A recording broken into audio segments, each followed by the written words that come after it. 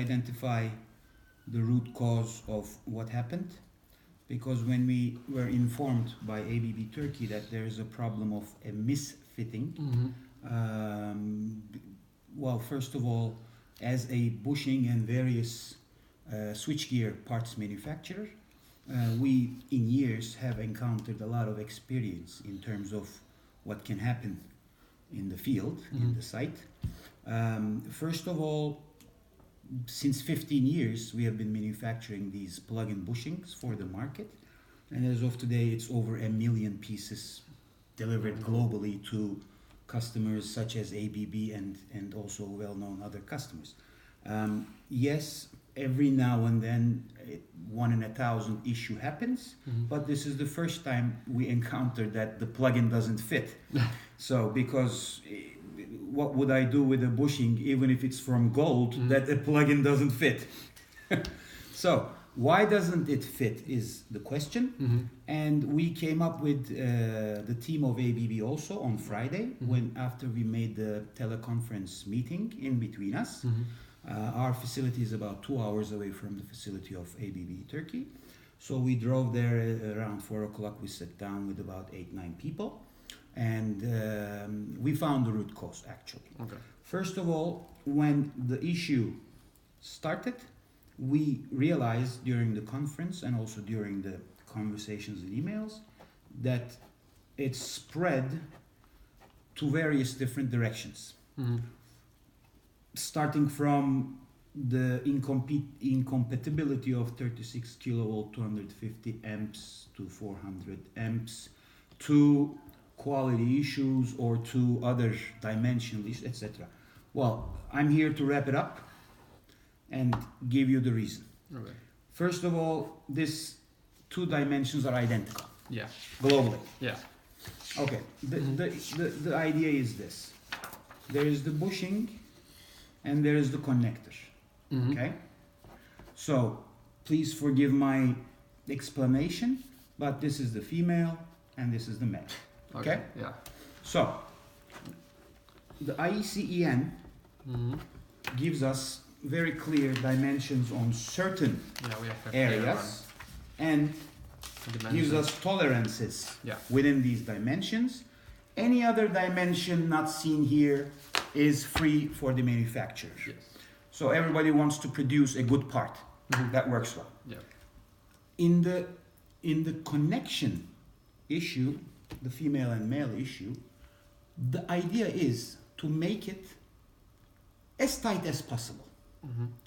Not extremely tight or not extremely loose. So that's why the manufacturers of both components use the tolerances in terms of the thermal stresses of future use, etc. So this here is, for example, a manufacturer called Elastimold, and this is an original connector, and we would need one cell pack pin, so we can make a final measurement here. We've done, you can also double check. For example, this is from the original package. The height of the pin, 40. no, 38. Yeah. Because it also says here that it should be 38. The reason for this is when the interface B side, okay, is 40 without tolerance, let's say, but the pin is 38, 38.2, 37.7, etc. Okay? And the reason for this 2 millimeter difference is to avoid globally any vertical misfit issues. Okay? But our case here is not vertical. Yeah. It's a diameter issue. Yeah. Okay, let's come to the diameter measurements.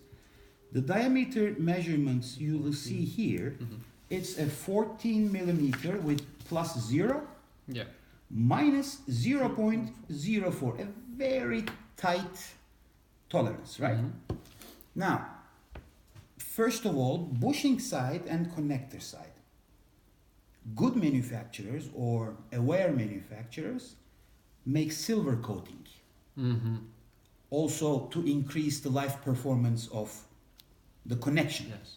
Okay, so I didn't see the others. I know the brand names, etc. But we are the only one with the silver coated top contact. Mm-hmm. So I do have the original technical drawing, and I can email you these Yeah. of the top contact.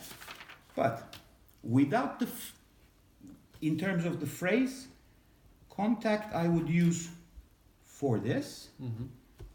Multi-contact, which is a registered trade name, but it is used globally. Multi-contact I will use for this. Ah, okay. This is inside. Yes. And this is a serviceable part. Mm-hmm. And within all these years of expertise, we from time to time, 1 in 1,000, 1 in 10,000, that somehow in the, let's say, maintenance period, Mm-hmm. this could get damaged while trying to insert the connector. That's why it's a serviceable part. It's easy to remove, it's easy to put back a new one. And I brought with me also, in order to service after this meeting, spare parts. Mm-hmm. And I will also leave some spare parts for your assembly team leader, Mm-hmm. just in case, because this could happen to any bushing anytime. But very, very rare. Mm-hmm. Okay? So, when we apply the multi-contact inside the bed, Mm-hmm. it gives us a slightly tight insertion, which actually is the key of the energy. Yeah. So this is where it touches. Mm-hmm. The rest of the dimensions are supposed to be as tight as possible, Mm-hmm.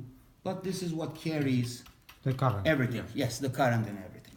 So, for example, without the flexible contact, we will see this is an original part from production, and this is an original somebody else's. Mm-hmm.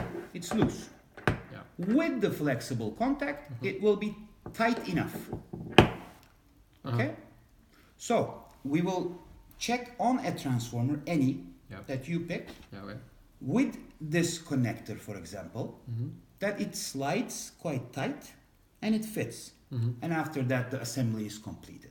Now, in this point, the cell pack pin, Mm-hmm. I need one if we can get one. Okay. So we can see now, and we can check how it slides in and out. Mm-hmm. Because this is an identical part on the transformers. Mm-hmm. So I need a pin now. Okay. But this bar is in the female contact. Huh? This bar is for the female contact. For this one? Uh-huh. It's in, okay. It's inside. Inside. Yeah. That could be the problem.